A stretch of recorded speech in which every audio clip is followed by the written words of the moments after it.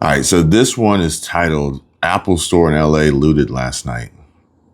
But Liz of TikTok says, don't worry, Gavin Newsom has it under control and the media says it's totally peaceful. And I'll do my best to try and show you some of what's happening. Big shout out to Matt Moore's TV for live streaming for hours, showing this on multiple screens. I'm afraid to do that because I don't want my videos and my live streams to get flagged for violence, which odds are. Ironically, you would think, okay, well, if the media is saying that these are peaceful, then how could YouTube say that there's violence? But that's just how the game is played. I've been down that road before. I don't want to get a bunch of yellow monetization strikes. I don't want to get, dinged. I want to make my money. I want to keep my money. And I'm pretty sure that Apple and Tim Cook would probably say the same. Despite Apple's latest release of iOS updates that potentially has Steve Jobs rolling over in his grave. Now, in addition to turning a text description into a Genmoji, you can mix together two emoji to create something new, like a sloth and a light bulb, for that moment when you're the last one in the group chat to get the joke. You can even combine emoji with descriptions. So if you're inviting your friends over for a karaoke night, you can mix a woman emoji with a microphone and add a sequin jacket.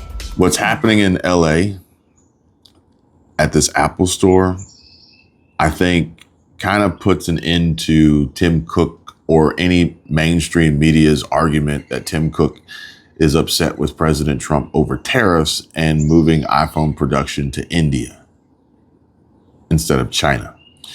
Because your iPhone production ain't gonna mean shit if this is how your stores are being freaking just destroyed.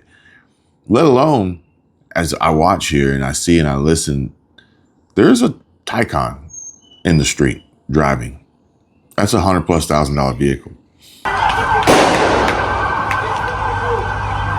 You hear explosions, gunshots, or both in the background, and I'm thinking, there's no way, let alone the people recording this content for me to even share with you, there's no way you would catch me anywhere near this shit.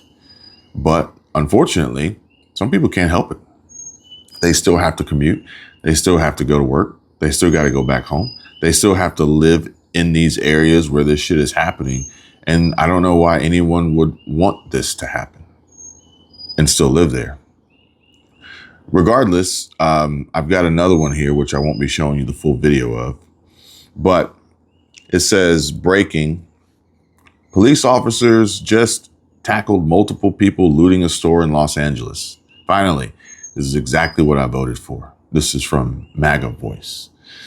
But I guess we should really address the elephant in the room, and that being that this isn't just about ICE raids and the borders and illegal immigration. This is also about how apparently stealing Adidas and Nikes and iPhones is actually going to make some form of positive impact here. This is an attractive nuisance, folks. This is misdirection and distraction, and LAPD literally getting on TV saying that, well, I guess mainstream media painting the picture that this is peaceful, then enables people to go out and commit these criminal acts because they've been granted asylum. You know, they have a get out of jail free card. They're not even going to go to jail because the media is saying that this is peaceful. Just some people they like going out there and burning cars. There's nothing wrong with that. They take joy in burning cars, I think is what one of the clips said yesterday. Large group of people. It could turn very volatile if you move law enforcement in there in the wrong way and turn what is just a bunch of people having fun watching cars burn into a massive confrontation and altercation between officers and demonstrators. This is on national TV, folks. And so these people go out and say, well, if the LAPD is inundated with protesters, anti-ICE raids or riots or non-riots, however you want to describe it, the National Guard is here to fight between illegals, Antifa, George Soros's crew, you name it, and Gavin Newsom. The Marines are here doing all this shit. We could go over here to this Apple store and just fucking take anything we want. We could just go take all this shit. And, this has quickly morphed into something completely different than peaceful protests. These aren't riots. If you believed in any of that shit from the beginning, from the start, you need to have your freaking head examined. To now, just thievery, robbery, vandalism. I mean, you see the spray paint and broken windows on this. Like, what does the Apple Store have anything to do with the actual, heart, theoretically, of what's happening and what's going on in this story, these events of anti-ICE riots and ICE raids? Which, by the way, folks, got a little bit of a twist to this story here. I'm going to share with you some. I know you've been watching the scenes playing out in Los Angeles for the last few days. And of course, it all started because of immigration raids being conducted by federal immigrations and customs enforcement officers at multiple locations across LA. But what you may not realize is the White House has said repeatedly that the administration does not have enough money or resources to fund these types of large-scale ICE raids at the level that President Trump wants and at the level he campaigned on. They want to be doing more of this on a much bigger scale in lots of states. And here's the thing. It looks like they're going to be able to do it because they're about to get all the money and resources they want. Why? Because of a massive funding increase included in the big, beautiful bill. Here, I'm going to share with you some more of this later on today in other videos and in live streams. But apparently, this may actually be a part of and associated to the big, beautiful bill. Elon Musk and President Trump's relationship, which apparently is kaput. But side note, President Trump decided he's going to keep that shiny red Tesla Model S that Elon gave him or sold to him. Not really, or consigned. I don't know which one it is. But ironically, believe it or not, out of this whole thing, even Whoopi Goldberg on The View can see what's really happening, what's going on. And she said it on national TV.